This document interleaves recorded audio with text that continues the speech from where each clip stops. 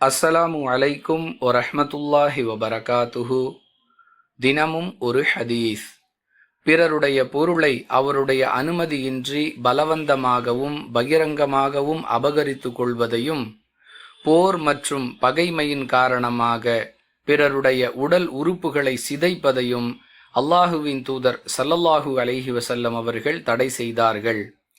அறிவிப்பவர் Abdullah ibn Yazid ரலியல்லாஹு அன்ஹு. நூல் புகாரி, ஹதீஸ் எண் 2474. அன்பிற்குரிய அல்லாஹுவின் நல்லடியார்களே, மற்றவர்களுடைய பொருட்களை அபகரிப்பது சம்பந்தமாக பல சந்தர்ப்பங்களில் நாம் விரிவாக விளக்கி இருக்கின்றோம்.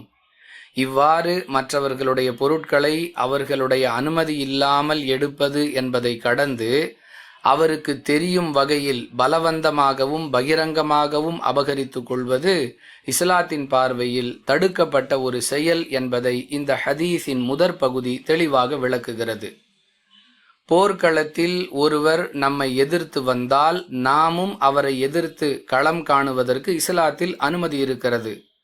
அதுபோன்ற சந்தர்ப்பங்களாக இருந்தாலும் சரி, அல்லது ஒருவர் மீது நமக்கு இருக்கக்கூடிய பகைமையின் காரணமாக அவர் நம்மிடம் அகப்பட்டு கொண்டு தப்பிக்க முடியாத நிலையில் இருக்கிறார் என்ற வாய்ப்பை பயன்படுத்துவதாக இருந்தாலும் சரி, இதுபோன்ற சந்தர்ப்பங்களில் கூட அவர்களை நாம் தாக்கலாமே தவிர, தாக்குதல் என்ற அடிப்படையில் அவருடைய உடல் உறுப்புகளை சிதைப்பதை இஸ்லாம் ஒருபோதும் அனுமதிக்கவில்லை.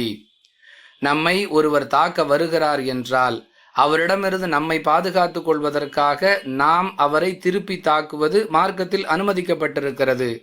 அதற்கு கூட ஓர் எல்லை வகுக்கப்பட்டிருக்கிறது என்பதை விளங்கும் விதமாக உறுப்புகளை சிதைக்க கூடாது என்ற தடை நமக்கு மார்க்கத்தில் விதிக்கப்பட்டிருக்கிறது.